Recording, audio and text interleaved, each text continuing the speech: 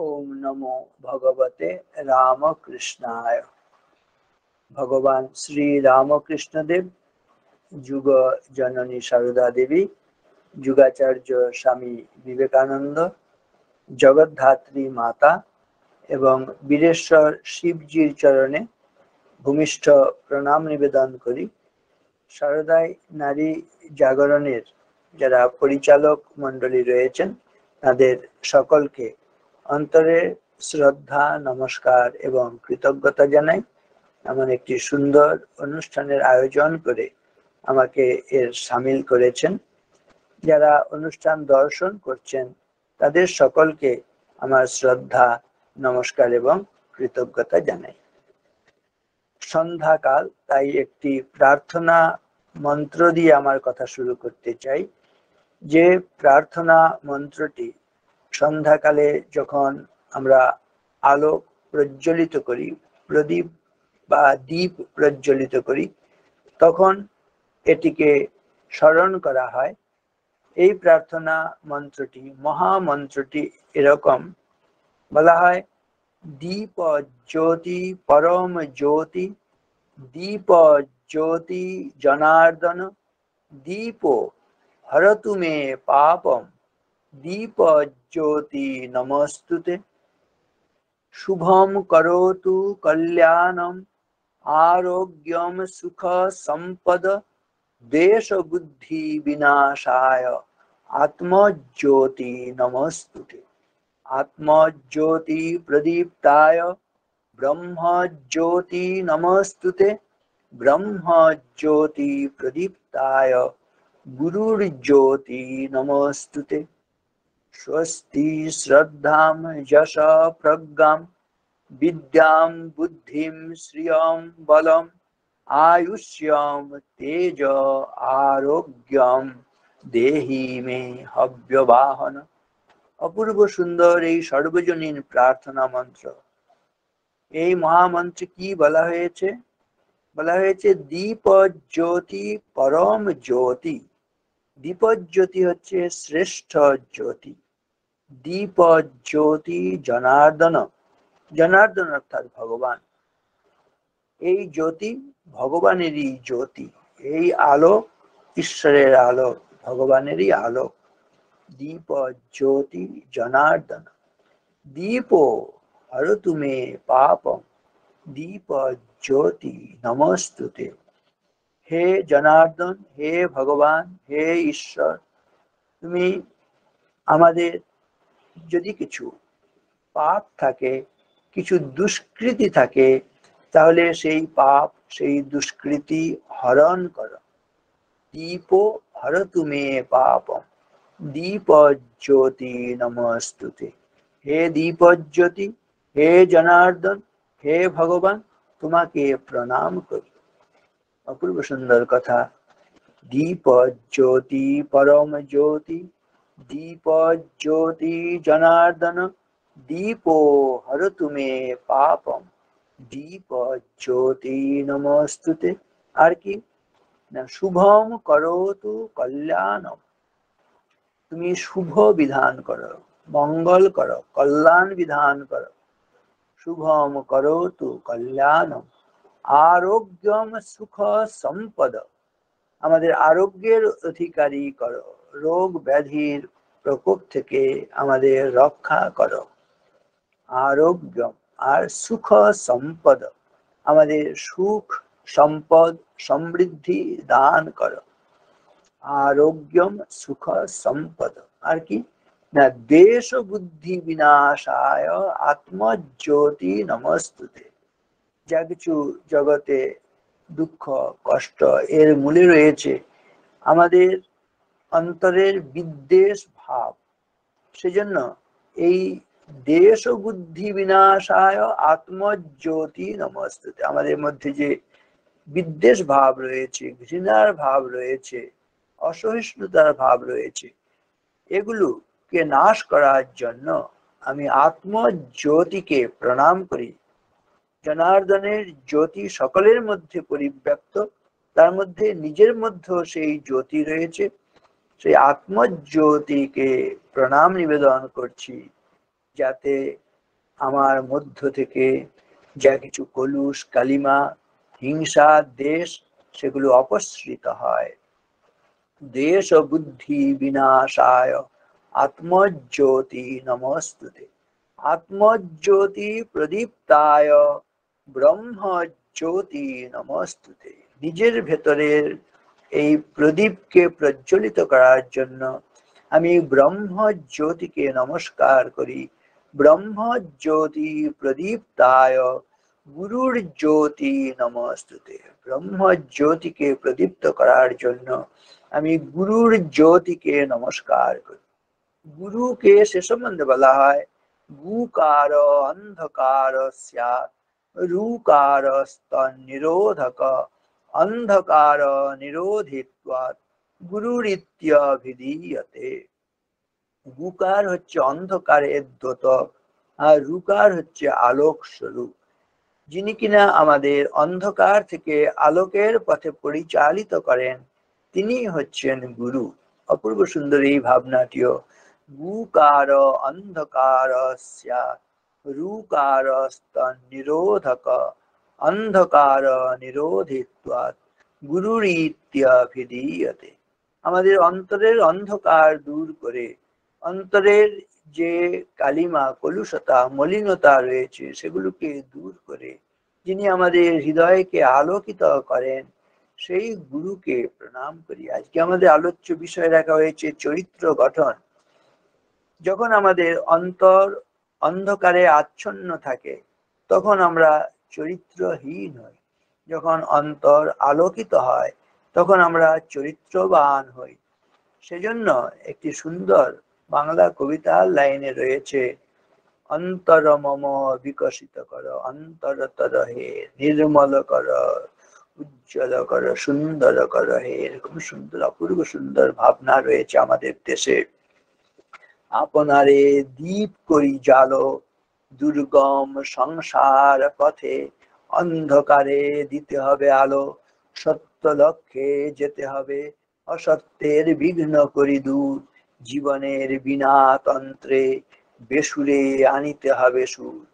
সমাজের চারিদিকে তাকালে আমরা দেখছি কেমন যেন সব বেসুরু হয়ে যাচ্ছে। সেখানে সুর নেই, তাল নেই, ছন্দ নেই, ছন্দ পতন হচ্ছে আর সুর কেটে যাচ্ছে।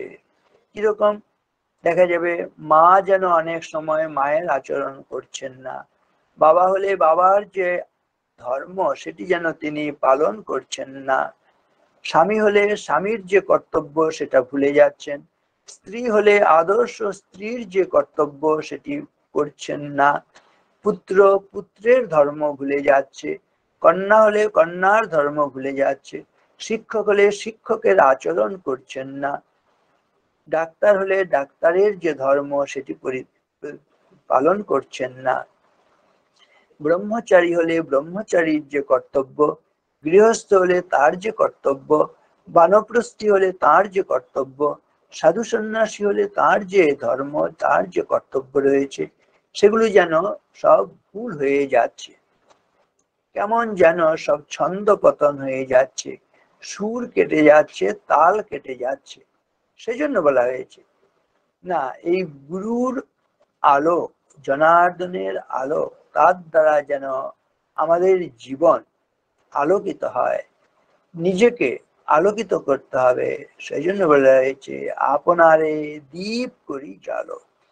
চরিত্র গঠন মানেই হচ্ছে অন্ধকার থেকে আলোকের পথে আমাদের যাত্রা। আপনারে দীপ করি জালো, চরিত্র গঠন মানে প্রদীপ্ত হওয়া, আলোকিত হওয়া। আপনারে দীপ করি জালো দুর্গম সংসার পথে, অন্ধকারে দিতে হবে আলো। যখন আমরা দেখি আমরা আমাদের কর্তব্য ভুলে যাই তখনই আমাদের জীবনে অন্ধকার নেমে আসে। আমাদের জীবনের যে ধর্ম রয়েছে সেটি যখন ভুলে যাই, আমাদের মানুষ হিসেবে মনুষ্যত্বকে যখন ভুলে যাই তখন আমাদের জীবনে অন্ধকার নেমে আসে, কালিমা নেমে আসে। এটি যেন না হয়। এই অন্ধকার থেকে আলোকের পথে আমাদের উত্তরণ ঘটুক এই প্রার্থনা করা হচ্ছে। না আপনারে দীপ করি জালো দুর্গম সংসার পথে অন্ধকারে দিতে হবে আলো, সত্য লক্ষ্যে যেতে হবে, অসত্যের বিঘ্ন করি দূর, জীবনের বিনা তন্ত্রে বেসুরে আনিতে হবে সুর। তখনই সুর আসবে যখন মা মায়ের ধর্ম পালন করবেন, মায়ের মতন আচরণ করবেন, পিতা পিতার মতন আচরণ করবেন, শিক্ষক শিক্ষকের মতন আচরণ করবেন, অতিথি অতিথির যে কর্তব্য সেগুলোকে পালন করবেন, পুত্র হলে পুত্রের ধর্ম পালন করবেন, কন্যা হলে কন্যার ধর্ম পালন করবেন, শিক্ষক হলে শিক্ষকের কর্তব্য পালন করবেন, ডাক্তার হলে ডাক্তারের কর্তব্য পালন করবেন, ব্রহ্মচর্য আশ্রমে থাকলে অর্থাৎ ছাত্রছাত্রীরা তাদের যে কর্তব্য, ছাত্রছাত্রীর যে ধর্ম, ছাত্রছাত্রীর যে কর্তব্য সেটা পালন করবেন। গৃহস্থ অর্থাৎ মাতা পিতা হলে মাতা পিতার ধর্ম, গৃহস্থের ধর্ম সুচারুরূপে সম্পন্ন করবেন। বানপ্রস্থি হলে যারা কিনা রিটায়ার করেছেন, অন্য চাকুরি থেকে অবসর গ্রহণ করেছেন, সংসারের দায় দায়িত্ব অনেকটা কমে গিয়েছে, তারা বানপ্রস্থি আশ্রমের যে কর্তব্যগুলো রয়েছে সেগুলো তারা পালন করবেন। সাধু সন্ন্যাসী হলে সাধু সন্ন্যাসীর যে ধর্ম, তাদের যে সংযমের জীবন যাপন করার কথা সেগুলো যাপন করবেন। কিন্তু আমরা সমাজে দেখি কেমন যেন এগুলো ঠিক ভাবে প্রতিপালিত হচ্ছে না। মহামায়ার এমনি মায়া রেখেছ কি কুহক করে, ব্রহ্মা বিষ্ণু অচৈতন্য জীবে কি জানিতে পারে। বলা হয়েছে সদা নর্তয়তে মায়া জগৎ স্থাবর জঙ্গমম, ব্রহ্মাদি স্তম্ভ পর্যন্তম সদেবা সুর মানুষম। দেবতা অসুর যক্ষ রক্ষ মানব সকলেই যেন কেমন তারা সদা সর্বদা তারা নিজেদের যে কর্তব্য সেগুলো ভুলে যাচ্ছে, এরকম একটি অস্থির অবস্থার সৃষ্টি হয়েছে সমাজের চারিদিকে। যদি দেখি, রবীন্দ্রনাথ সুন্দর ভাবে বলছেন সমাজের চারিদিকে তাকালে কি দেখছি, বলছেন চারিদিকে হিংসা আর হত্যায় ভরে গেছে।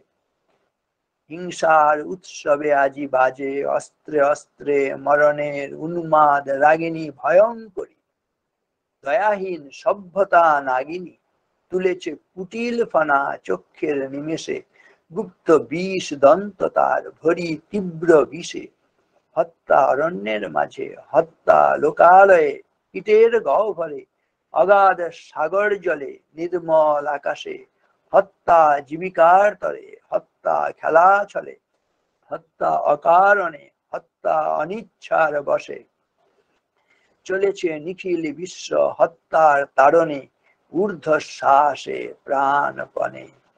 চারিদিকে হিংসা হত্যায় ভরে যাচ্ছে। বলছি হিংসা হত্যা কার কাজ? হিংসা হত্যা আসলে হচ্ছে পশুর কাজ। কিন্তু আমরা মানুষরূপী পশুরা যেভাবে হত্যা এবং হিংসা লীলা সংগঠিত করছি, বনের পশুরা পর্যন্ত তারা লজ্জায় অধমুখ হয়ে যাচ্ছে। সেজন্য বলা হয়েছে প্রত্যহম প্রত্যবেক্ষেত নরশ্চরিতম আত্মন, কিন্নু মে পশুভি তুল্যম কিন্নু সৎপুরুষৈরিতি। বলা হয়েছে প্রতিদিন ঘুম থেকে উঠে উঠে আমরা সমস্ত মানব জাতি তারা যেন নিজেদের চরিত্রের দিকে তাকায়। প্রত্যহম প্রত্যবেক্ষিত, প্রত্যক্ষ করি, দেখবার চেষ্টা করি, বুঝবার চেষ্টা করি, নিজের চরিত্রকে বুঝবার চেষ্টা করি, দেখবার চেষ্টা করি। প্রত্যহম প্রত্যবেক্ষিত নর চরিতম আত্মন। নিজের চরিত্রটা, অন্যেরটা দেখার দরকার নেই, এখন আগে নিজের চরিত্রের দিকে তাকাও। কিন্নু মে পশুভি তুল্যম, আমি কি পশুর মতন আচরণ করছি? কিন্নু সৎপুরুষৈরিতি, নাকি আমি সৎপুরুষের মতন ভালো মানুষের মতন আচরণ করছি? এমন সুন্দর একটি মানুষের জীবন লাভ করেছি। বলা হচ্ছে 84 লক্ষ যোনি ভ্রমণ করার পরে আমরা এই মনুষ্য শরীর লাভ করেছি। কিন্তু এই মনুষ্য শরীর লাভ করার পরেও অনেক সময় আমরা কেউ মানুষের আচরণ করি না, পশুর আচরণ করি, এবং পশুর আচরণ করতে করতে একদিন পশুর মৃত্যুবরণ করি। ঈশ্বরের আশীর্বাদে যিনি কিনা মানুষের জীবন লাভ করেছেন, আর মানুষের জীবন লাভ করে মানুষের মৃত্যুবরণ করতে পারেন না, তার চাইতে হতভাগা জগতে কে আছে? তার চাইতে করুণার পাত্র জগতে কে আছে? সেজন্য একটি সুন্দর কথায় বলা হয়েছে, লব্ধ্বা সুদুর্লভমিদম বহু সম্ভবান্তে মানুষ্যম অর্থদম অনিত্যমপিহ লোকে তূর্ণম যতেত ন পতেদ অনুমৃত্যু যাবৎ নিঃশ্রেয়সায় বিষয় খলু সর্বত্র স্যাৎ। এই যে বিষয় ভোগ, কাম ক্রোধ লোভ মোহ মদ মাৎসর্য যেসব নিয়ে থাকা, ইন্দ্রিয় পরায়ণ জীবন যাপন, বলছে এগুলো সব জীবনে, পশু পাখি কীট পতঙ্গ সমস্ত জীবনে আমরা এগুলো পাবো, কিন্তু এক মানুষের জীবনে আমরা নিঃশ্রেয়স লাভ করতে পারি, অর্থাৎ মুক্তি লাভ করতে পারি। আমাদের জীবনের উদ্দেশ্য বলা হয়েছে জীবন মুক্তি সুখ প্রাপ্তি হে তবে জন্মধারিতম আত্মনা নিত্য মুক্তেন নতু সংসার কাম্যয়া। এই সংসারের জাতাকলে পিষ্ট হবার জন্য, শুধু দিন যাপনের, শুধু প্রাণ ধারণের গ্লানি সরমের ডালি, নিশিদিন রুদ্ধ ঘরে ক্ষুদ্র শিখা স্তিমিত দ্বীপের ধূমাঙ্কিত কালী, লাভ ক্ষতি টানাটানি অতি সূক্ষ্ম ভগ্ন অংশ ভাগ, কলহ সংশয় সহেনা সহেনার জীবনের খণ্ড খণ্ড করি দণ্ডে দণ্ডে ক্ষয়। এই খণ্ডিত জীবন যাপনের জন্যই মনুষ্য জীবন নয়, এই কলহ সংশয়ের জীবন যাপন করার জন্য এই জীবন নয়। কেউ কাউকে বিশ্বাস করছে না, মা বাবা যেন পুত্রকে বিশ্বাস করতে পারছে না, কন্যাকে বিশ্বাস করতে পারছে না, কন্যা পুত্র তারা পিতামাতাকে বিশ্বাস করতে পারছে না, স্বামী স্ত্রীকে বিশ্বাস করতে পারছে না, স্ত্রী স্বামীকে বিশ্বাস করতে পারছে না, ভাই ভাইকে বিশ্বাস করতে পারছে না, বোন বোনকে, আত্মীয় পরিজন কেউ কাউকে যেন বিশ্বাস করতে পারছে না। এই সংশয়, 1 ইঞ্চি জমির জন্য তারা রক্তপাত, ভাইয়ে ভাইয়ে মারামারি, খুনোখুনি, কি একটা চলছে। পশুর জীবন, রাক্ষসের জীবন, দানবের জীবন, অসুরের জীবন যাপন করছি। সেজন্য স্বামীজি প্রার্থনা করে রেখেছেন, হে গৌরীনাথ, হে জগদম্বে, আমায় মনুষ্যত্ব দাও, মা আমার দুর্বলতা কাপুরুষতা দূর করো, আমায় মানুষ করো, আমায় মানুষ করো, আমায় মানুষ করো। মানুষ করা হওয়া মানে হচ্ছে আসলে চরিত্রবান হওয়া। আমরা একটি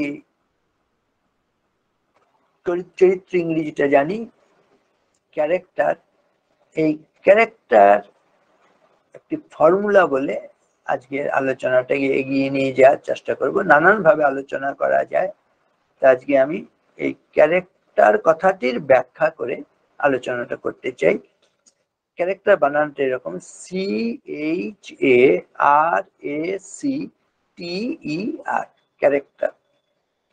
এর মধ্যে আছে সবকটা এই সময়াভাবে সম্পূর্ণরূপে আলোচনা করে শেষ করা যাবে না। এজন্য প্রথমেই আমি সবকটি মূল ভাবনা বলে নিচ্ছি, তারপরে একটি একটি করে ব্যাখ্যায় আসবো। যতটা ব্যাখ্যা করা সম্ভব ততটা এই সময়ের মধ্যে করব, বাকিটা নিজেরা চিন্তা করলেই আমরা এগুলো থেকে আলোকিত হতে পারবো, নিজেদের ভাবনাকে আরো বেশি এটা বিস্তার ঘটাতে পারবো, এতে কোনো সন্দেহ নেই। ভাবনাগুলো এরকম, C stands for courage. Courage মানে আমরা জানি না ভয়হীনতা, শক্তি, সাহস, শৌর্য, বীর্যের আমরা অধিকারী হব। চরিত্রবান হতে হলে আমাদের শক্তি, সাহস, শৌর্য, বীর্যের অধিকারী হতে হবে। কারেজ, সাহস। স্বামীজির কথায় আছে, সাহসে যে দুঃখ দৈন চায়, মৃত্যুরে যে বাঁধে বাহু পাশে, কাল নৃত্য করে উপভোগ, মাতৃরূপা তারই কাছে আসে। সাহস চাই। দুর্বলতাই পাপ, দুর্বলতাই মৃত্যু বলে স্বামীজি বলেছেন। পরে আরেকটু ব্যাখ্যায় আসার চেষ্টা করছি, প্রথমে মূল কথাগুলো বলে দিতে চাই। C stands for courage, H stands for head, heart and hands. Head, heart and hands সংক্ষেপে বললে এরকম: হেড টু কনসিভ আইডিয়াস, অর্থাৎ ধারণা করার একটি মস্তিষ্ক থাকবে, অ্যান্ড হার্ট টু ফিল, অনুভব করার একটি হৃদয় থাকবে, and hand to work it out, যেটি আমি মস্তিষ্ক দিয়ে না আমি ধারণা করলাম, যেটি হৃদয় দিয়ে অনুভব করলাম, সেটি হাত দিয়ে কাজে পরিণত করব। প্র্যাকটিক্যাল বেদান্ত স্বামীজি বলছেন। শুধু শুভ চিন্তা নিলে হবে না, শুভ চিন্তাটাকে বাস্তবে রূপ দিতে হবে, কার্যে পরিণত করতে হবে, চরিত্রে প্রতিফলিত হতে হবে। শুধু ধারণা করলেই হবে না, শুধু অনুভব করলেই হবে না, সেটি কার্যে রূপ দান করতে হবে। এই হ্যান্ডস এর মধ্য দিয়ে এই কর্ম করার কথা, জীবনে বাস্তবায়িত করার কথা বোঝানো হচ্ছে। তাহলে হেড, হার্ট, হ্যান্ড, এইচ দিয়ে head, heart and hand, 3H formula স্বামী বিবেকানন্দের, এটি অনুধাবন করতে হবে আমাদের। তাহলে আমাদের আদর্শ চরিত্র গঠিত হবে। এ ফর অ্যাবস্টিনেন্স, অ্যাবস্টিনেন্স কথার অর্থ সংযত জীবন যাপন করা। বিশেষ করে ছাত্রছাত্রীরা যতদিন সংসারে প্রবেশ না করছে, তারা আদর্শ ব্রহ্মচারী, আদর্শ ব্রহ্মচারিণী জীবন যাপন করবে। আদর্শ ব্রহ্মচারী, ব্রহ্মচারিণী জীবন মানেই হচ্ছে পবিত্র চিন্তা করা, পবিত্র কর্মে রত থাকা, purity, pure life, celebrate life, সংযত জীবন, ব্রহ্মচারীর জীবন। যদি ব্রহ্মচর্য ঠিক ভাবে, সংযমের জীবন ঠিক ভাবে আমরা যাপন করতে পারি, তাহলে কি হয়? শান্তিং, কান্তিং, স্মৃতিম, জ্ঞানম, আরোগ্যম চাপি সন্ততিম, ইচ্ছতি মহৎ ধর্মম ব্রহ্মচর্যম সমাচরেত। বলেছে প্রত্যেক মানুষ আমরা নিশ্চয়ই শান্তি চাই, অশান্তি চাই না, শান্তির অধিকারী হতে পারবো। প্রত্যেক মানুষ, যদিও আমার রূপটি কালো অনেক সময় হতে পারে, কিন্তু শরীরের মধ্যে একটি লাবণ্য থাকবে, কান্তি থাকবে, ঔজ্জ্বল্য থাকবে, একটি দীপ্তি থাকবে, এটি আমরা প্রত্যেকেই চাই না, সেটি লাভ করতে পারবো, প্রত্যেকে লাভ করতে পারবো। শান্তিং, কান্তিম, স্মৃতিম, জ্ঞানম, আমরা সব ভুলে যেতে চাই না, সব মনে রাখতে চাই। হ্যাঁ, আমি আপনি স্মৃতিশক্তির অধিকারী হতে পারবো, শ্রুতিধর হতে পারবো, স্মৃতিধর হতে পারবো, সব মনে রাখতে পারবো। কখন? শুধু পবিত্র চিন্তা, পবিত্র জীবন আর হচ্ছে সংযমের জীবন যাপন করলেই এটি সম্ভব। পবিত্রতার এত শক্তি, holiness is the highest and divinest power in earth and in heaven. স্বর্গ এবং মর্তের মধ্যে পবিত্রতার শক্তি সবচাইতে বেশি। বিশেষ করে আমাদের দেশে এই পবিত্রতা, আমাদের দেশে মায়েরা, দিদিরা, বোনেরা যে পবিত্রতা রক্ষা করেন, সেই পবিত্রতার শক্তিতে ভারতবর্ষটা এখনো টিকে আছে। কিরকম ভাবে ভারতবর্ষের মায়েরা, দিদিরা, বোনেরা যুগ যুগ ধরে এই পবিত্রতা রক্ষা করছেন, একটি কবিতার লাইনে অপূর্ব সুন্দর ভাবে বলা হয়েছে। আমাদের দেশে মায়েরা, দিদিরা, বোনেরা কারা? বলা হয়েছে তারা বিদুষী, মৈত্রী, খনা, লীলাবতী, সতী, সাবিত্রী, সীতা, অরুন্ধতী, বহু বীর বালা, বীরেন্দ্র প্রসূতি, আমরা তাঁদেরই সন্ততি। অনলে দহিয়া রাখে যারা মান, পতি পুত্র তরে সুখে ত্যাজে প্রাণ, আমরা তাঁদেরই সন্ততি। আগেকার দিনে শুধু নয়, এখনকার দিনেও অনেক মা, দিদি, বোন যখন তারা আক্রান্ত হন, নিজেরা আত্মবিসর্জন দেন, তবু তাদের সতীত্ব, তাদের পবিত্রতা এটি বিসর্জন দেন না। এটা হচ্ছে ভারতবর্ষ। সেজন্য বলা হচ্ছে ভারতবর্ষ সম্বন্ধে একটি, এই যে ভারতবর্ষটা এখনো সম্পূর্ণরূপে ধ্বংস হয়ে যায়নি, এটা কেন একটি অপূর্ব সুন্দর শ্লোকের মধ্য দিয়ে এটি প্রকাশ করা হয়েছে। আমি যেদিন এই শ্লোকটি প্রথমে পড়ি এত আনন্দ হয়েছে। সেখানে বলা হয়েছে, রাষ্ট্রস্য সুদৃঢ়া শক্তি সমাজস্য চ ধারিণী ভারতের সংস্কৃতে নারী মাতা নারায়ণী সদা। সদা সর্বদা ভারতীয় সংস্কৃতিতে এই মাতৃশক্তির বিকাশ, নারায়ণী শক্তির বিকাশ সাধিত হয়েছে। এই মাতৃশক্তি, নারায়ণী শক্তি মানে সংযমের শক্তি, পবিত্রতার শক্তি, রাষ্ট্রস্য সুদৃঢ়া শক্তি। অন্য সব সভ্যতাগুলো দেখব, যতই সেগুলো বিকশিত হোক না কেন, কালের যে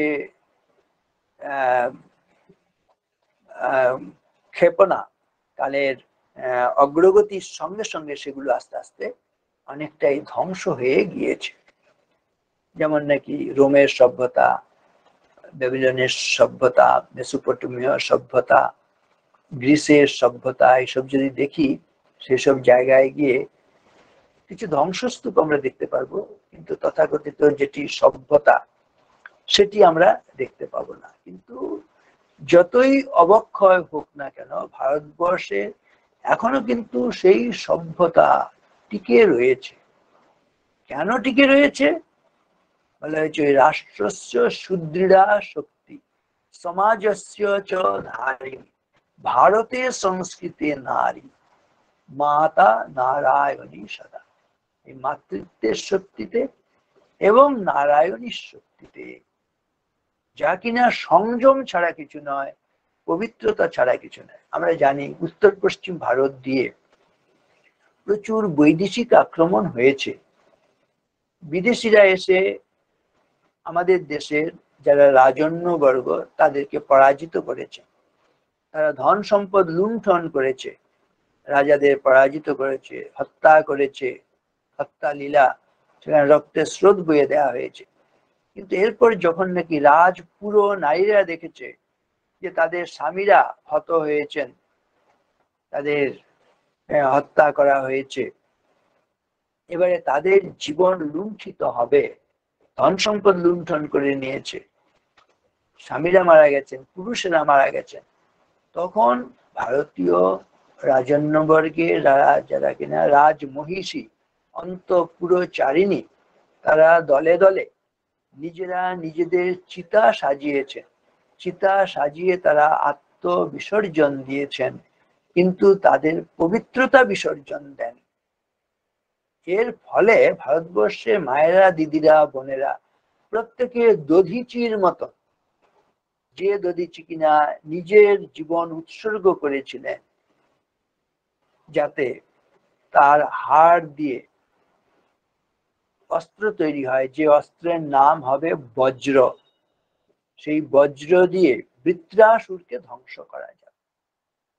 আমাদের দেশের মায়েরা, দিদিরা, বোনেরা এই পবিত্রতা বজায় রেখে তারা প্রত্যেকে দধিচির মতন তারা হয়েছেন, যাদের হাড় দিয়ে বজ্র তৈরি হয়, যে বজ্রের মধ্য দিয়ে এই অসুর শক্তিকে, দানবীয় শক্তিকে, রাক্ষসীয় শক্তিকে ধ্বংস করা যায়। বলা হয়েছে ভারতবর্ষে জগন্মাতার আরাধনা কি মন্ত্র বলা হয়? জগন্মাতার শক্তি কেমন? বলা হয়েছে, কেনোপমা ভবতু তেস্য পরাক্রমস্য রূপঞ্চ শত্রু ভয়কারী অতিহারী পুত্র। জগন্মাতার শক্তি কেমন বলা হয়েছে? তার কোনো উপমা নেই।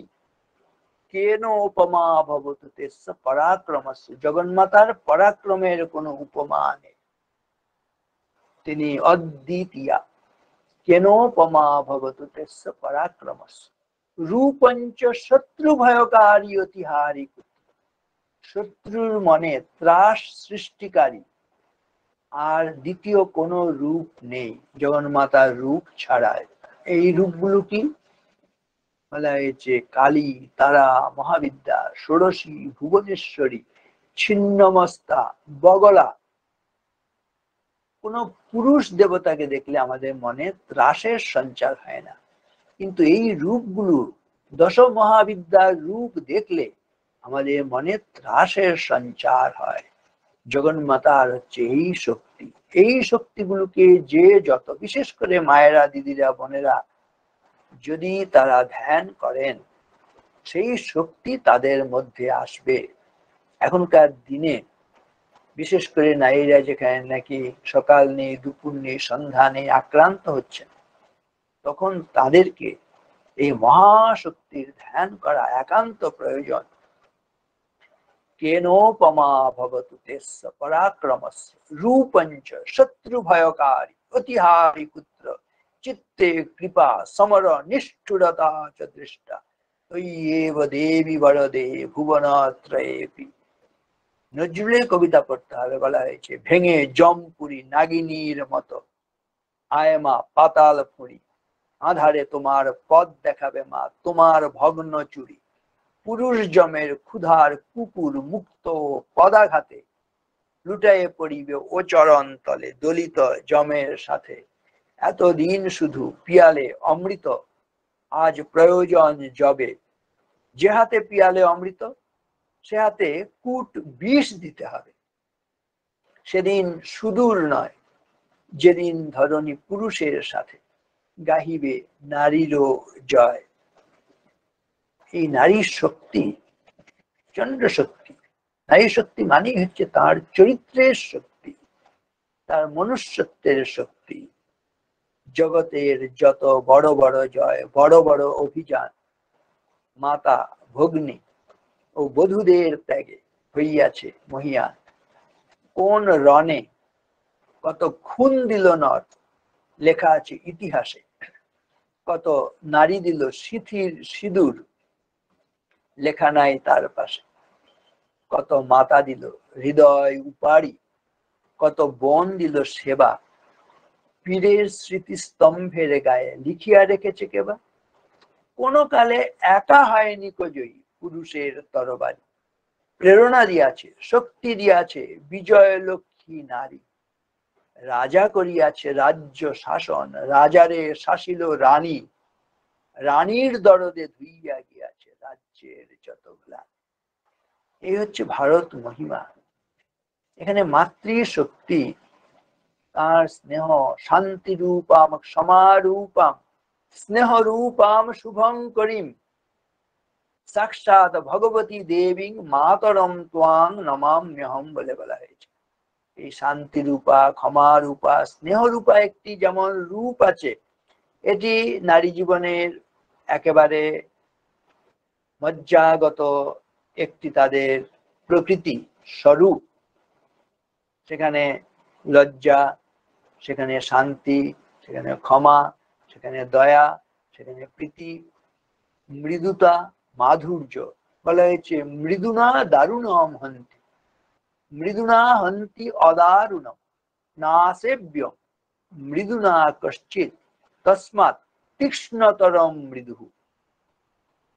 মৃদুতা এখানে বলবো মাধুর্য। বলা হয়েছে জগতে মাধুর্যের শক্তি সবচাইতে বেশি। এটি কি করে বোঝা যাবে? বোঝা যাবে যখন নাকি আমরা একটি শিশুকে দেখব।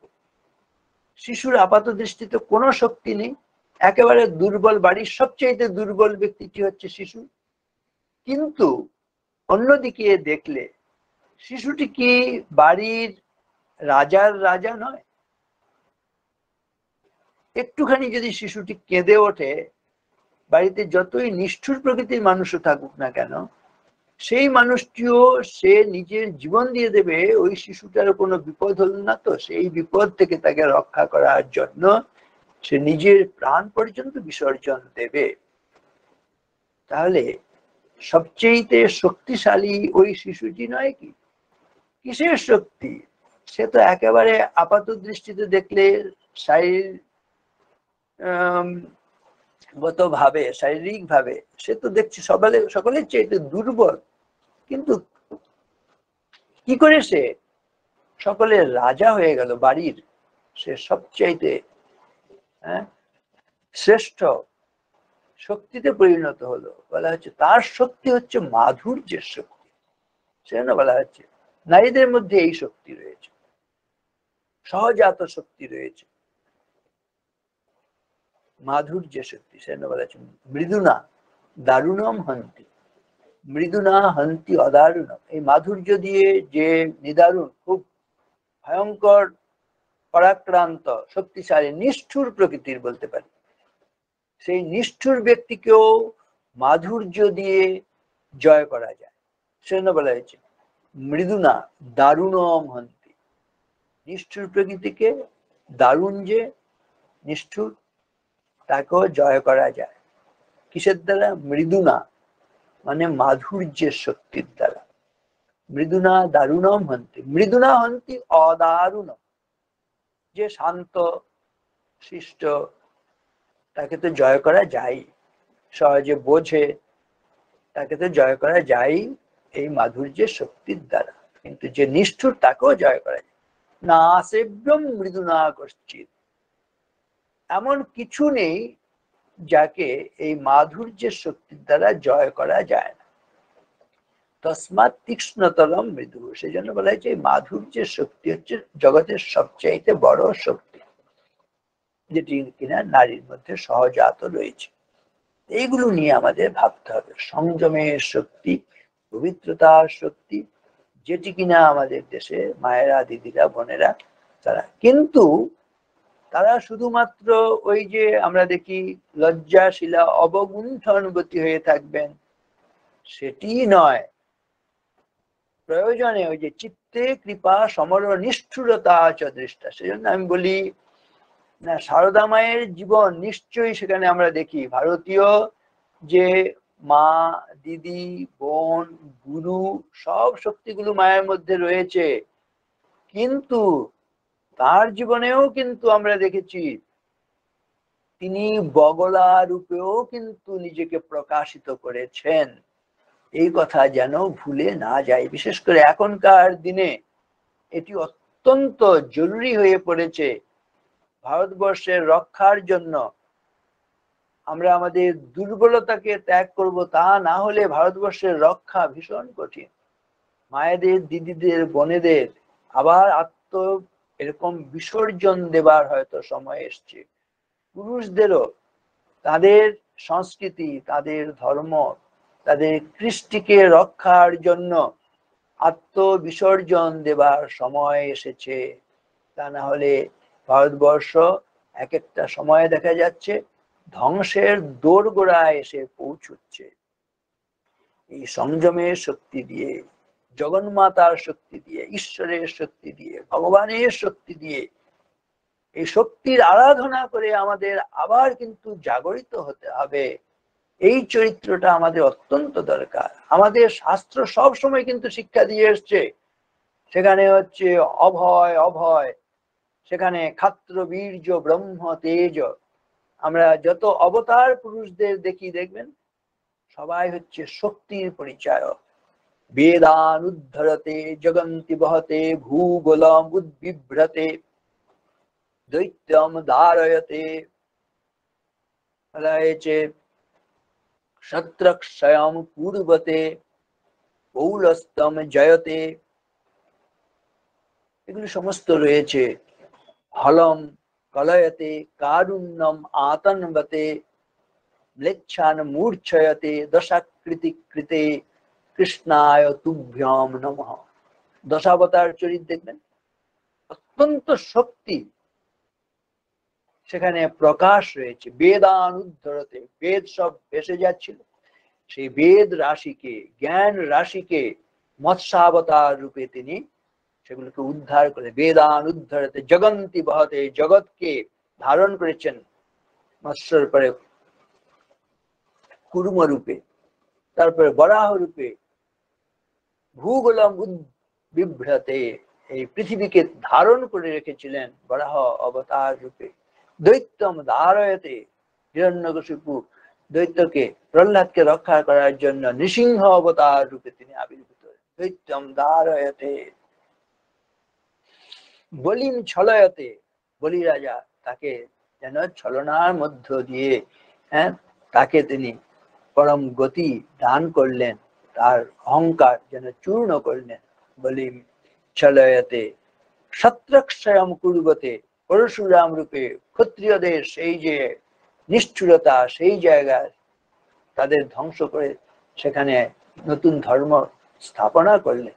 শত্রুক্ষয়ম কুর্বতে পৌলস্তম জয়তে, পৌলস্তম জয়তে মানে রাবণকে বধ করলেন রামাবতারে। ফলম কলয়তে, আমরা জানি বলরাম তিনি ফল নিয়ে এসে তার শক্তির বিকাশ ঘটালেন, এই দুষ্ট শক্তিকে পরাভূত করলেন। ফলম কলয়তে কারুণ্য মাহাতন্বতে, করুণা বা তার বুদ্ধ, সেখানেও এই যে নিষ্ঠুরতা ছিল, এত বলিদান, এই সমস্ত, সেই জায়গায় তিনি করুণার অবতার হয়ে, সেখানে এই করুণার জন্য অনেক শক্তি দরকার, এই ধ্বংস শক্তি, তার উপরে এই করুণার শক্তি, এটিকে তিনি প্রকট করলেন। এর জন্য শক্তি দরকার, শক্তি ছাড়া এটি সম্ভব হয় না।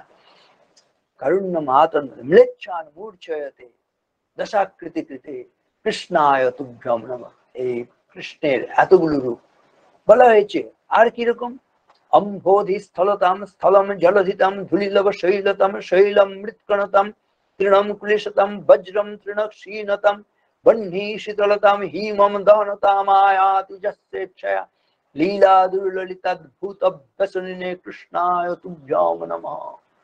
ভগবান শ্রীকৃষ্ণ, ভগবানের শক্তি কি ভয়ঙ্কর!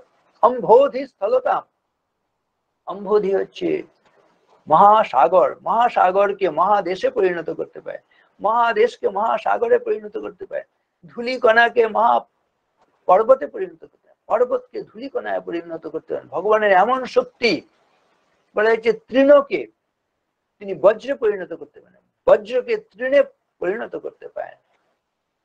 বহ্নি অর্থাৎ আগুনকে বরফে পরিণত করেন, বরফকে আগুনে পরিণত করতে পারেন। লীলা মাত্র, ইচ্ছা মাত্রে ভগবান এই অসাধ্য সাধন গুলো করতে পারে।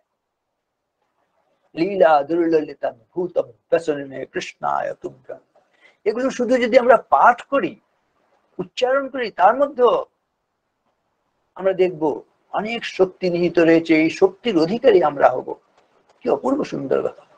অম্ভোধি স্থলতম স্থলম জলধিতম ধুলিলব শৈলতম শৈলম মৃৎকণতম তৃণম কুলিশতম বজ্রম তৃণক্ষীণতম বহ্নি শীতলতম হিমম দহনতামায়াতি যস্যেচ্ছয়া লীলা দুর্ললিতাদ্ভুত ব্যসনিনে কৃষ্ণায় তুভ্যম নমঃ।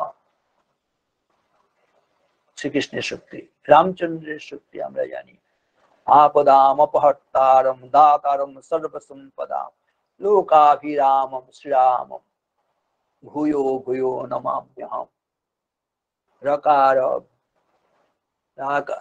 বলা হয়েছে বিশ্ববচন, মকার,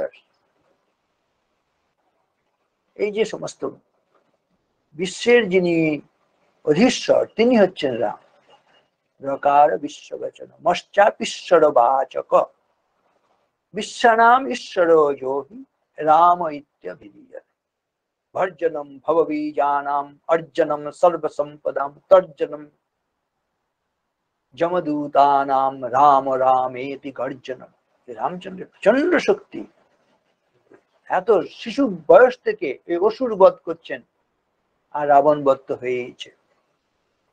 তাহলে সমস্ত আমাদের যে শাস্ত্র গ্রন্থগুলো রয়েছে, সব জায়গায় কিন্তু অভয়ের কথা, শক্তির কথা, অথচ আমরা জাতি হিসেবে কিরকম যেন দুর্বল হয়ে গেছি। সেই জন্য সত্যিকারের শাস্ত্র গ্রন্থ পড়া দরকার। আমাদের দেশের যে মূল শিক্ষা বিদ্যা, সেটি অর্জন করা দরকার। সাহিত্য সঙ্গীত কলাবিহীন সাক্ষাৎ পশু পুচ্ছ বিষাণহীনম তৃণন্ন খাদন্নপি জীবমান তদ্ভাগদেয়ম পরমম পশূনাম। আমরা কিরকম পশুর জীবন যাপন করছি, এটি নয়। এই সাহিত্য সঙ্গীত কলা এগুলো যদি না থাকে, তাহলে আমরা পশুর জীবন যাপন করি, শুধু শিং নেই আর ল্যাজ নেই, এরকম একটা জীবন। কিন্তু আসলে পশু, এই পশুত্ব ঘোচাতে হবে। কি করলে পশুত্ব ঘুচবে? আমাদের দেশে অতি সুস্পষ্ট ভাবে বলেছে 7টা গুণের অধিকারী হতে হবে। জ্ঞান, শীল, নীতি, ধর্ম, তপ, বিদ্যা, দান। সপ্তশীলে মনুষ্যত্ব জানিও সন্ধান, সপ্তশীল ব্রত নর নারায়ণ প্রায়, অন্যথা সে ভূমিভার পশুবধ হয়। জ্ঞানের চর্চা করতে হবে, শীল মানে ভদ্র হতে হবে, নীতিপরায়ণ জীবন যাপন করতে হবে, ধর্ম জীবন যাপন করতে হবে, তপস্যার জীবন যাপন করতে হবে, বিদ্যার চর্চা করতে হবে, বিদ্যার মধ্যে দে বিদ্যে, পরাবিদ্যা অপরাবিদ্যা, দান করার শক্তি অর্জন করতে হবে। তবে আমি আমার পশুত্ব ঘুচালাম, পশুত্ব ঘুচিয়ে মনুষ্যত্ব উত্তরণ। এর জন্য আমাদের অত্যন্ত সক্রিয় হতে হবে। Life is unfoldment and development of a being under circumstances tending to press it down. জীবন মানেই হচ্ছে সংগ্রাম। সংসার সমরাঙ্গনে যুদ্ধ করো দৃঢ়কণে, ভয়ে ভীত হয়েও না মানব, করো যুদ্ধ বীর্যবান, যায় যাবে যাক প্রাণ, মহিমাই জগতে দুর্লভ। মহাজ্ঞানী মহাজন যে পথে করে গমন হয়েছেন প্রাতঃস্মরণীয়, সেই পথ লক্ষ্য করে স্বীয় কীর্তি ধ্বজা ধরে আমরাও হব বরণীয়। ক্লীব্যং মাস্মগম পার্থ নৈতত্তয়ুপপদ্যতে, ক্ষুদ্রম হৃদয় দৌর্বল্যম তত্ত্বতিষ্ঠ পরন্তপ। স্বামীজিও বলছেন কিন্নাম রোদিষি সখে তৈ সর্বশক্তি আমন্ত্রয়স্ব ভগবান ভগতম স্বরূপম ত্রৈলোক্যমেতদখিলম তব পাদ মূলে আত্মৈবহি প্রভবতে না জড় কদাচিৎ। আমরা জড় বস্তু নেই, আমরা চৈতন্যের অংশ। সমস্ত শক্তি আমাদের মধ্যে রয়েছে। শৃণ্বন্তি বিশ্বে অমৃতস্য পুত্রাঃ আয়ে ধামানি দিব্যানি বেদাহমেতম পুরুষম মহান্তম আদিত্যবর্ণম তমসা পরস্তাৎ। একদাই ভারতের কোন বনতলে কে তুমি মহান প্রাণ, কি আনন্দ বলে উচ্চারি উঠিলে উচ্চে। শোনো বিশ্বজন, শোনো অমৃতের পুত্র যত দেবগণ, দিব্য ধামবাসী আমি জেনেছি তারে। মহান্ত পুরুষ যিনি আধারের পারে জ্যোতির্ময়, তারে জেনে তার পানে চাহি মৃত্যুরে লঙ্ঘিত অন্য পথ নাই। এই যে মৃত্যুর হাত থেকে আমরা প্রতি মুহূর্তে মৃত্যু ভয়ে ভীত হয়ে রয়েছি। রবীন্দ্রনাথের গানেও আছে, আমি ভয় করবো না, ভয় করবো না, দুবেলা মরার আগে মরবো না ভাই মরবো না, তরিখানা বাইতে গেলে মাঝে মাঝে তুফান মেলে, তাই বলে হাল ছেড়ে দিয়ে কান্নাকাটি ধরবো না।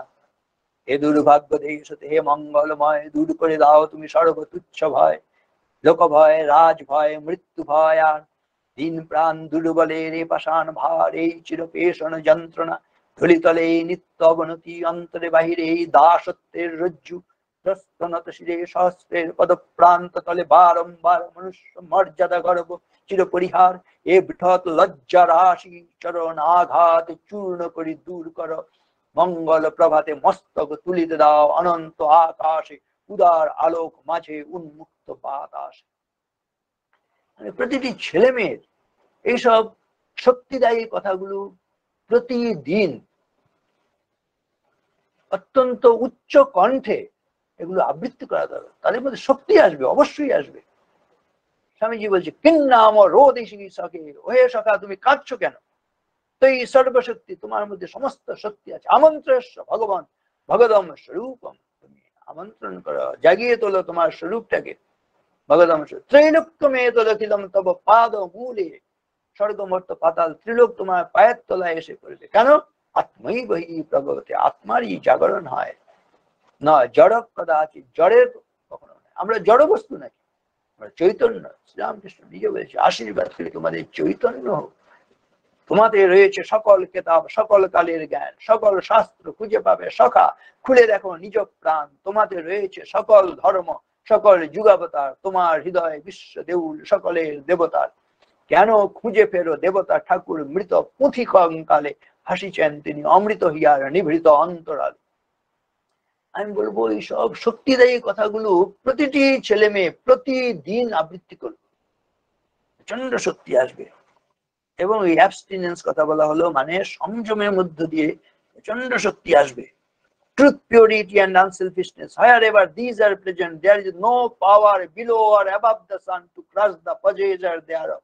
Equipped with these, one individual is able to face the whole universe in opposition.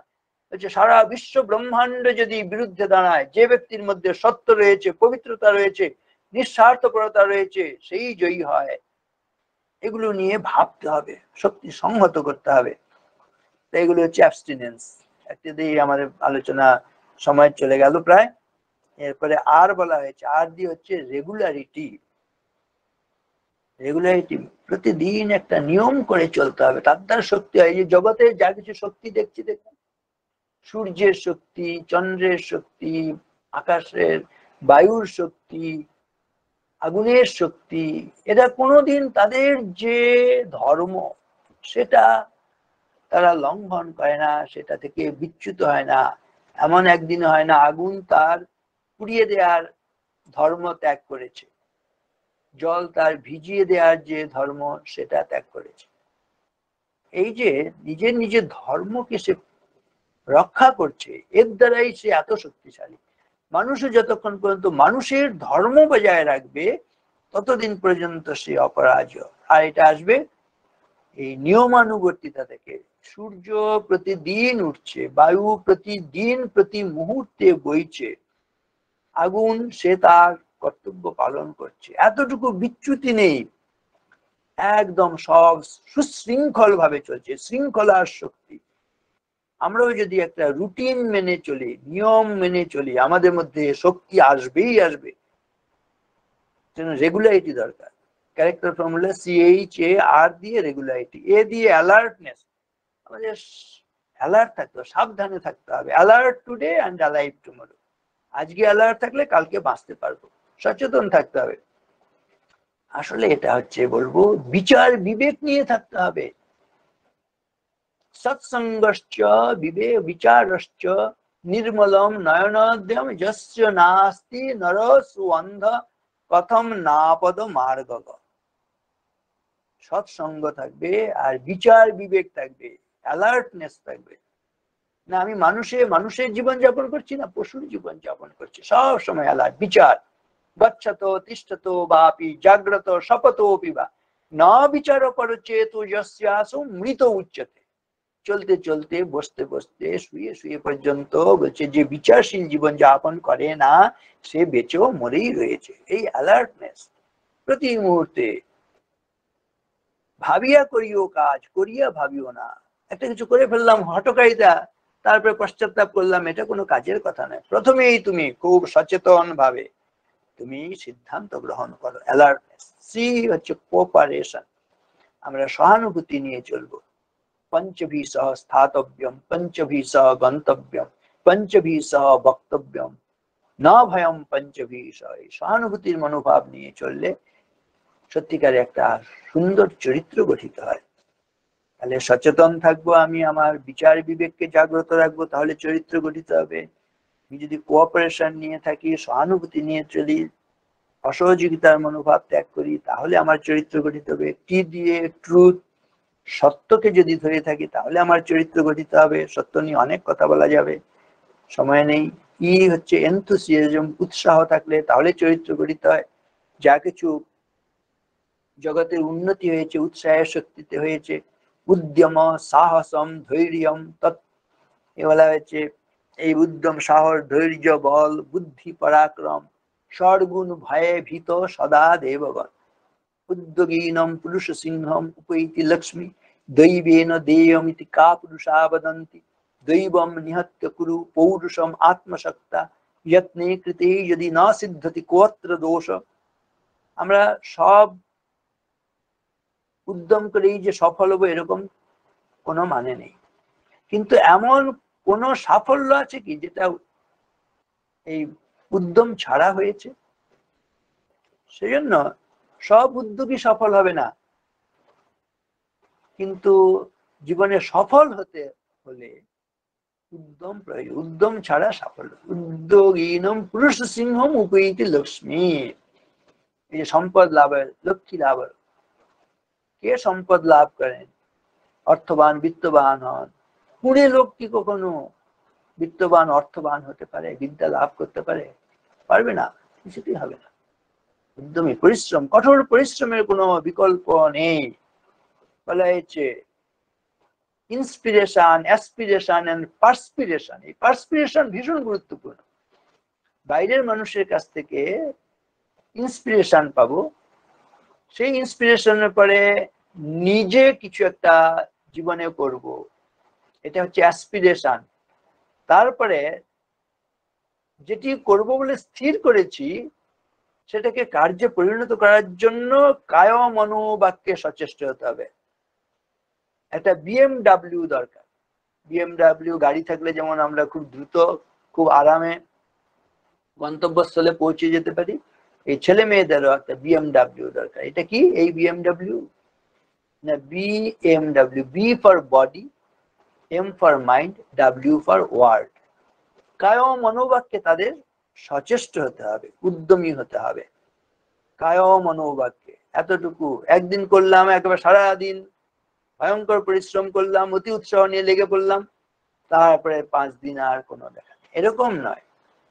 একবার ধারাবাহিক ভাবে পরিশ্রম করব, এবং সেটা হচ্ছে ওই অ্যালার্টনেস, সুচিন্তিত ভেবে চিন্তে একটি কাজকে সেটাকে শুরু করব, কিন্তু যেটাকে ধরবো সেটাকে কিছুতেই ছাড়বো না।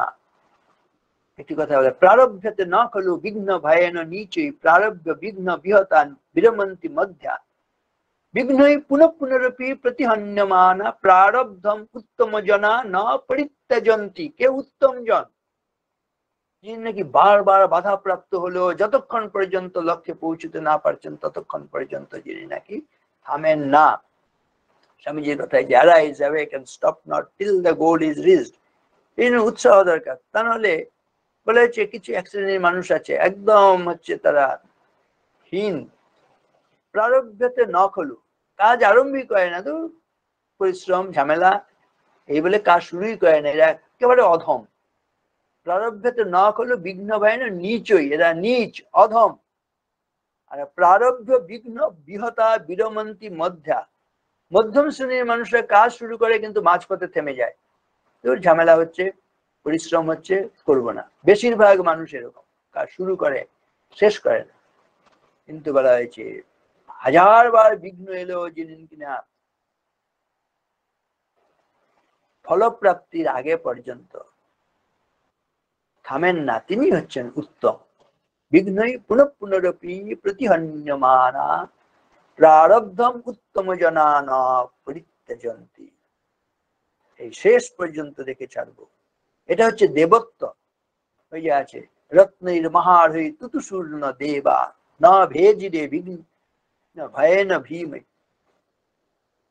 সুধাম বিনা ন প্রযুজুর বিরামম না নিশ্চিতার্থা বিরমন্তি ধীরা। ধীর ব্যক্তি যারা দেব স্বভাব, তারা সেই প্রার্থিত ফল প্রাপ্তির আগে পর্যন্ত কাজ থেকে তারা বিরত হন না। সমুদ্র মন্থনের কথা এখানে তুলে ধরা হয়েছে। দেবতা অসুররা মিলে সমুদ্র মন্থন শুরু করেছিলেন। কিছুদিন মন্থন করার পরে দেখা গেল অপূর্ব সুন্দর মণিরত্ন উঠে এলো, এতে সবাই খুব আনন্দিত হলো। অসুররা তো নিয়ে চম্পট দিল, কিন্তু দেবতারা বিচার করতে শুরু করলেন। আমরা সমুদ্র মন্থন কেন শুরু করেছিলাম? না অমৃত লাভ করবো। আমরা কি অমৃত পেয়েছি? আমরা মণিরত্ন পেয়েছি, মূল্যবান সামগ্রী পেয়েছি, কিন্তু অমৃত তো পাইনি। চলো আরেকবার আমাদেরকে চেষ্টা করতে, সমুদ্র গর্ভে তো অমৃত আছে, অতএব আমাদের থামলে চলবে না। দ্বিতীয়বার যখন নাকি আবার উদ্যমী সমুদ্র মন্থন শুরু করলেন, তখন কিন্তু এই অমৃত উঠলো না, তখন কিন্তু বিষ উঠলো, গরড উঠলো, একেবারে বিষের জ্বালায় জর্জরিত। তারা রণে ভঙ্গ দিলেন, কিন্তু আবার বিচার করলেন, না সমুদ্র গর্ভে অমৃত আছে, যতই বিষ উঠুক না কেন। আগে তো আমরা অমৃত মানে মণিরত্নও পেয়েছি, না চাইতেই মণিরত্ন পেয়ে গেছিলাম। এখন নয় বিষ উঠেছে, যতই বিষ উঠুক ভেতরে কিন্তু অমৃত আছে। অতএব বিষের ভয়ে আমাদের পালিয়ে গেলে হবে না। ন ভেজিরে ভীম বিষেন ভীমম, ভয়ঙ্কর বিষের ভয়ে তারা ভীত হলেন না। সুধাম বিনা ন প্রযুজুর বিরাম, যতক্ষণ তো সুধা না লাভ হলো, অমৃত লাভ না হলো, ততক্ষণ তারা বিরত হলেন না। এই যে শেষ দেখে ছাড়া, এইটা হচ্ছে চরিত্রের অন্যতম লক্ষণ। কিছুতেই আমি থামবো না, একটি আদর্শকে ধরেছি, আমি কিছুতেই সেই আদর্শ থেকে বিরত হব না। নিন্দন্তু নীতিনি পুনা যদি বাস্তুবন্তু লক্ষ্মী সমাবিশতু গচ্ছতু বা যথেষ্টম অদ্যৈব মরণমস্তু শতাব্দান্তরেব ন্যায়াত পথ প্রবিচলন্তি পদম ন ধীরা। ধীর ব্যক্তি ন্যায়ের পথ থেকে তারা বিচলিত হন না। এইটা হচ্ছে চরিত্র, এনথুসিয়াজম, উৎসাহ। আর দিয়ে শেষে রাইচাসনেস, ন্যায়পরায়ণ জীবন যাপন আমরা করব, তাহলে আমাদের চরিত্র গঠন হবে। তাহলে ক্যারেক্টার ফর্মুলা আরেকবার বলে শেষ করছি। C for courage, H for head, heart, hands, A for abstinence অর্থাৎ সংযত জীবন যাপন করা, ব্রহ্মচারী ব্রহ্মচারিণী জীবন যাপন করা, পবিত্র জীবন যাপন করা। এ দিয়ে অ্যাবস্টিনেন্স মানে সংযত জীবন, পবিত্র জীবন যাপন। আর দিয়ে রেগুলারিটি মানে নিয়মানুবর্তিতা, মেনে চলা। এ হচ্ছে অ্যালার্টনেস মানে আমরা সাবধানে চলবো, বিচারশীল জীবন যাপন করব। সি ফর কোঅপারেশন মানে সহানুভূতি নিয়ে চলবো, পরস্পরকে সাহায্য সহযোগিতা করব। টি ফর ট্রুথ, সত্যকে অবলম্বন করবে। ই ফর এনথুসিয়াজম মানে হচ্ছে আমি উৎসাহী থাকবো সবসময়। আর ফর রাইচাসনেস মানে নিয়ম ন্যায়পরায়ণতা বজায় রাখবো। তাহলে আমার আপনার একটি আদর্শ চরিত্র গঠিত হবে, এতে কোনো সংশয় নেই। স্বামীজির কাছে প্রার্থনা করি। তিনি বলছেন, চরিত্রই বাধা বিঘ্নের বজ্র দৃঢ় প্রাচীরের মধ্য দিয়ে পথ করে নিতে পারে। আমাদের পথ মসৃণ হবে তখনই যখন আমাদের চরিত্র গঠন হবে, কিন্তু চরিত্র একদিনে গঠিত হয় না। Character has to be established through thousand stumbles, অনেক হোঁচট খাওয়া, অনেক পরিশ্রম, অনেক অধ্যবসায়ের মধ্য দিয়ে গিয়ে আমাকে আপনাকে অনেক অ্যাসিড টেস্ট, অনেক ফায়ার টেস্টের মধ্য দিয়ে গিয়ে চরিত্র গঠন করতে হবে। একটা লোহা গঠন করতে যে উত্তাপ লাগে, স্টিল ইস্পাত গঠনে একই উত্তাপ হবে না, অনেক বেশি উত্তাপ সহ্য করতে, অনেক বেশি তাপে গলিয়ে তবে ইস্পাত তৈরি হয়। আমাদের যত উচ্চ তোমার হৃদয়ে তত দুঃখ জানি হ নিশ্চয়। অনেক দুঃখ, অনেক পরিশ্রম, কঠোর অনেক সংগ্রামের মধ্য দিয়ে কিন্তু আমাদের চরিত্র গঠন করতে হবে। স্বামীজি আমাদের সেই শক্তি দান করুন, এই প্রার্থনা। সবাই শ্রদ্ধা, নমস্কার, কৃতজ্ঞতা। এতক্ষণ আমার কথা ধৈর্য ধরে আপনারা যারা শুনেছেন সকলকে কৃতজ্ঞতা। ভালো থাকবেন, নমস্কার, জয় মা। প্রণাম মহারাজ।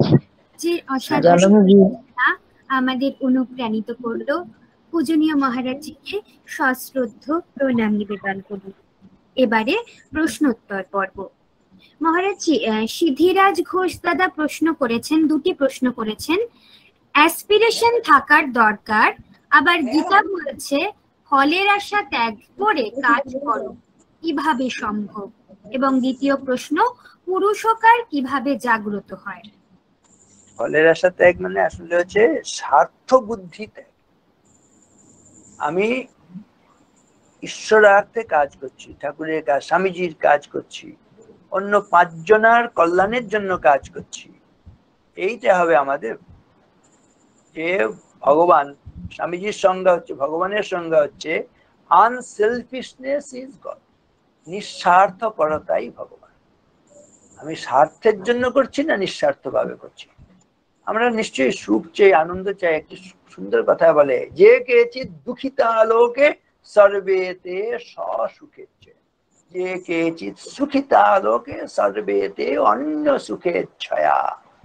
আমরা যে দুঃখ পাই নিশ্চয়ই স্বার্থপর বলে দুঃখ পাই, যে আমি একা বেশি সুখী হব এইটার জন্য দুঃখ পাই।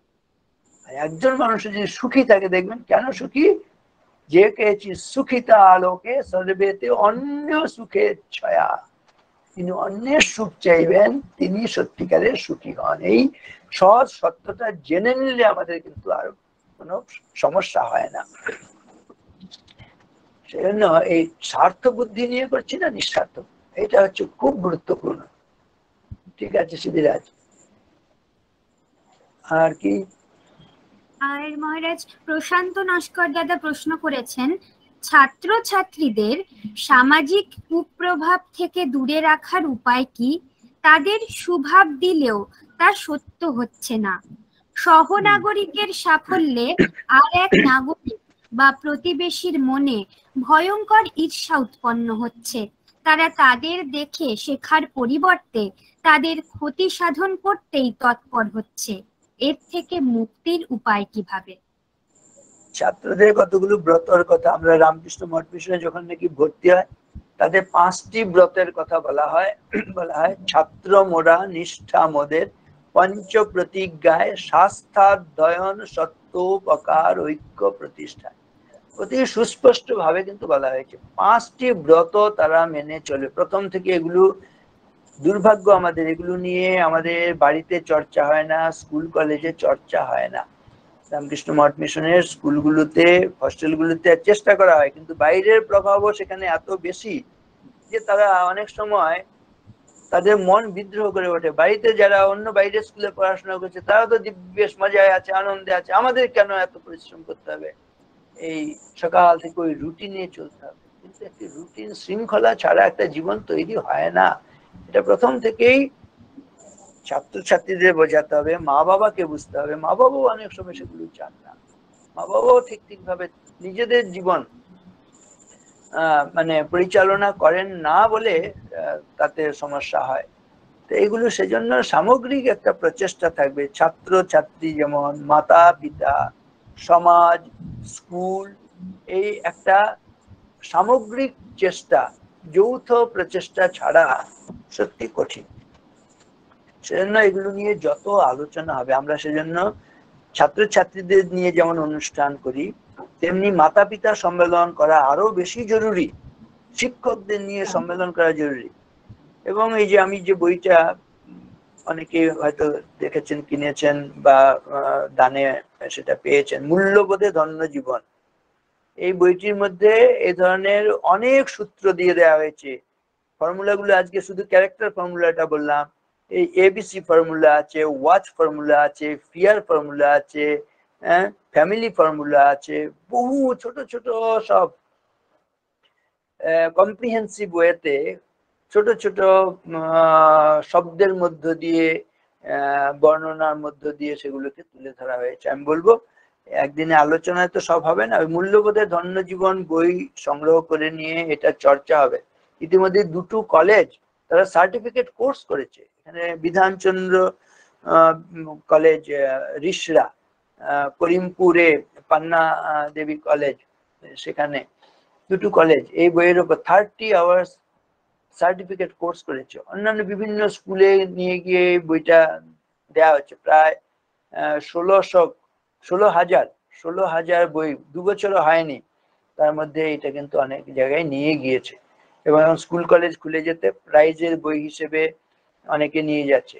এই বইটাকে আমি বলবো যে একটা, যদি একটা কি বলে টেক্সট হিসেবে একটা বা সাইড বুক হিসেবে একটা, সেটা শিক্ষকরা নিয়ে তারা যদি ছাত্রদের সেটা গাইড করেন, মা বাবা পুত্রকন্যাদের গাইড করেন, ছাত্রছাত্রীরা নিজেরা পড়ে, আমার মনে একটা নয় আরেকটা, আরেকটা নয় আরেকটা, কোনো না কোনো একটা জিনিস তার কাছে গ্রহণযোগ্য মনে হবে, সেখান থেকেই অনেক উন্নতি হতে পারবে।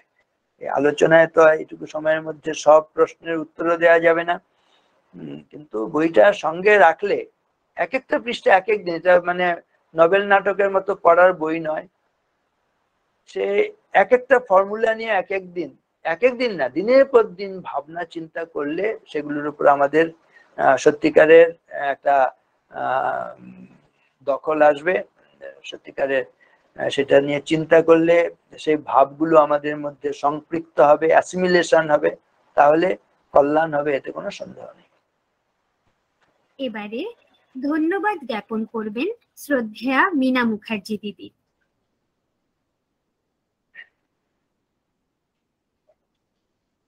ধন্যবাদ। শুভ সন্ধ্যা, নমস্কার। দিব্যত্রয়ী শ্রীপাদপদ্মে সভক্তি প্রণাম নিবেদন করেই আমাদের এই পথ চলা। শারদায় নারী জাগরণের এই মুক্ত প্রাঙ্গণে পবিত্র এই দেবোক্ত সমাবেশে আজ আমরা পেয়েছি পরম পূজ্যপাদ শ্রীমৎ স্বামী জ্ঞানলোকানন্দজি মহারাজকে। মহারাজজির শ্রীপাদপদ্মে আভূমি প্রণাম নিবেদন করি। দিব্যত্রয়ীর অনুরাগী ভক্তবৃন্দকে ও আমাদের শাখার কর্তৃপক্ষবৃন্দ ও সকল সদস্যগণকে আন্তরিক প্রীতি শুভেচ্ছা সহ ধন্যবাদ ও কৃতজ্ঞতা জানাই। অভিনন্দিত করি শ্রদ্ধেয় ও সুপ্রিয় আজকের সান্ধ্য সভার সুবক্তা মহারাজজিকে। তিনি যে তার অমূল্য সময় আমাদের দিলেন ও এক কথায় সাড়া দিলেন, আমরা আপ্লুত ও অভিভূত মহারাজ। ক্যারেক্টারের courage, head, heart and hands, এই ফর্মুলা অতি প্রশংসনীয়। ভারতীয় নারীর আদর্শ ও সংস্কৃতিতে তাদের পবিত্রতা সম্পর্কে এত সুন্দর ব্যাখ্যাকে আমরা হৃদয়ঙ্গম করলাম মহারাজ। নারীর চরিত্র শক্তির বিস্তৃত বিবরণ দিলেন আপনি, অপার মুগ্ধতা। আমরা আহ্লাদিত, আমরা আপনার মতো গুণী সজ্জন সাধুকে আমাদের মাঝে পেলাম। আমরা ধন্য ও কৃতকৃতার্থ। আপনার ঋদ্ধ বক্তব্য আমাদের সমৃদ্ধ করলো। আশা রাখি আপনাকে আমরা ভবিষ্যতেও আবার পাবো। আমাদের ক্ষুদ্র প্রয়াসকে মর্যাদা দিলেন ও প্রাণিত করলেন আজ। আবারও কৃতজ্ঞতা প্রকাশ করি পূজ্য মহারাজজির আপনার প্রতি। শ্রীমায়ের ভাবধারায় স্নাত হয়ে এই যে চলার পথ, এ পথ যেন সুগম হয় আর মসৃণ হয়, এই আশীর্বাদ প্রার্থনীয় মহারাজ। আপনি আমার প্রণাম গ্রহণ করুন। জয় ঠাকুর, জয় মা, জয় স্বামী। তো প্রণাম জানাই। উপস্থিত পূজনীয় মহারাজজির শ্রীচরণে আমার ভক্তি শ্রদ্ধা পূর্ণ প্রণাম জানাই। উপস্থিত রামকৃষ্ণ ভক্ত মণ্ডলীকে আমার প্রাণের প্রণাম জানাই।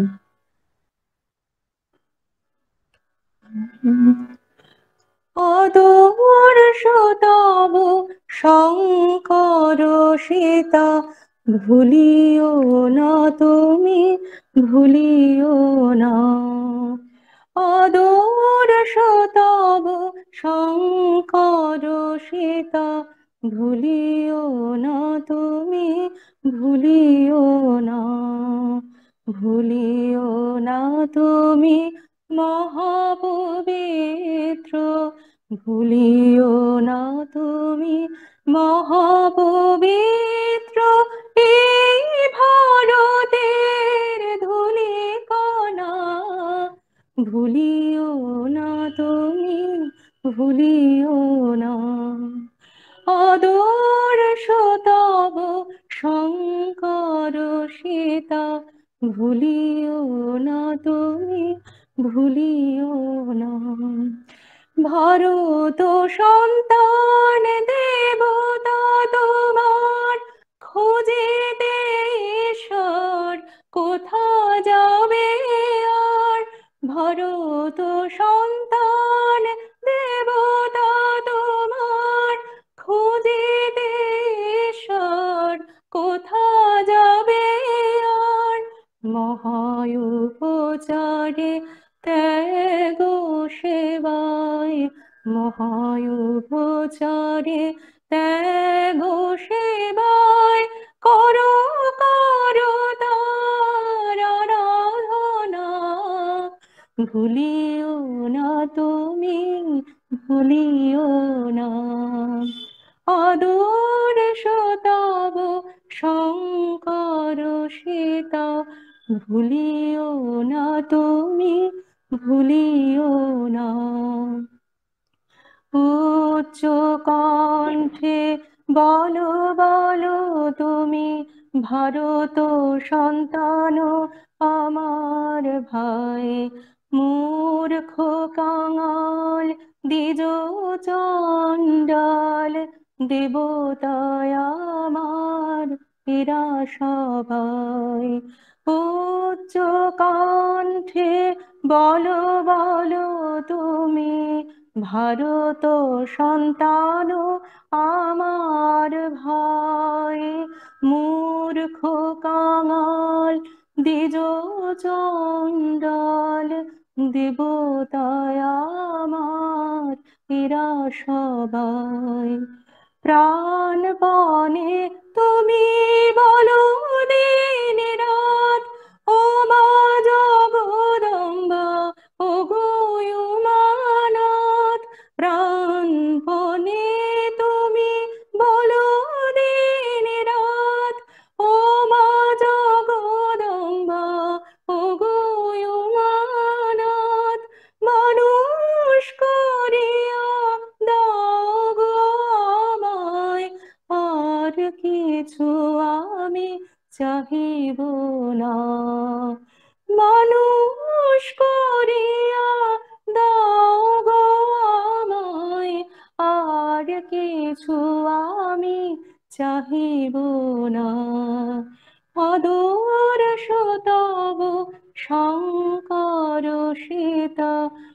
ভুলিও না তুমি, ভুলিও না, ভুলিও না তুমি মহাপবিত্র, ভুলিও না তুমি মহাপবিত্র এই ভারতের ধূলিকণা, ভুলিও না তুমি, ভুলিও না। আদর্শ তব শঙ্কর সীতা, ভুলিও না তুমি, ভুলিও না।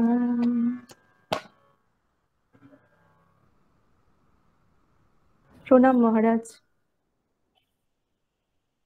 নমস্কার, শুভকামনা। সকলের অবগতির জন্য জানাই, শারদার নারী জাগরণে প্রাতঃকালে চরিত্র গঠনের উদ্দেশ্যে প্রাত্যহিক দিনচর্চা সকাল 5:15 থেকে 6:20 অবধি, ছোটদের প্রাত্যহিক দিনচর্চা সকাল 5:30 থেকে 6টা অবধি, সান্ধ্যকালীন প্রার্থনা, প্রতি সোমবার দেবত্ব সমাবেশ, প্রতি বুধবার পাঠচক্র, প্রতি বৃহস্পতিবার ধর্ম প্রসঙ্গে স্বামী ব্রহ্মানন্দ বিষয়ক আলোচনা, শনিবার সঙ্গীত সন্ধ্যা, রোববার 14 বছরের নিচে শিশুদের জন্য অমৃতাস্য পুত্রাহা আয়োজিত হয়। এছাড়াও ভেরিয়াস ট্রেনিং প্রোগ্রাম যেমন গান, আবৃত্তি, শাস্ত্রীয় নৃত্য, অঙ্কন, কম্পিউটার, স্পোকেন সংস্কৃত, ইংলিশ, হিন্দির ক্লাস হয়। এছাড়াও আমরা কিছু ত্রাণ কার্যে অংশগ্রহণ করার চেষ্টা করে থাকি। এই একই কার্যক্রম দাদা এবং ভাইদের সংঘ ইয়ং সোলজার্স অফ স্বামীজি সংগঠিত করে থাকে। তিব্বত্রয়ীর শ্রীচরণে ভক্তিপূর্ণ প্রণাম নিবেদন করে, মহারাজজিকে সশ্রদ্ধ প্রণাম জানিয়ে এবং ভক্তমণ্ডলীকে যথাযোগ্য সম্মান জানিয়ে আজকের দেবত্ব সমাবেশ এখানেই সমাপ্ত করছি। ওম শান্তি শান্তি শান্তি। হরি ওম তৎসৎ। শ্রীরামকৃষ্ণার্পণমস্তু। জয় ঠাকুর, জয় মা, জয় স্বামীজি মহারাজ।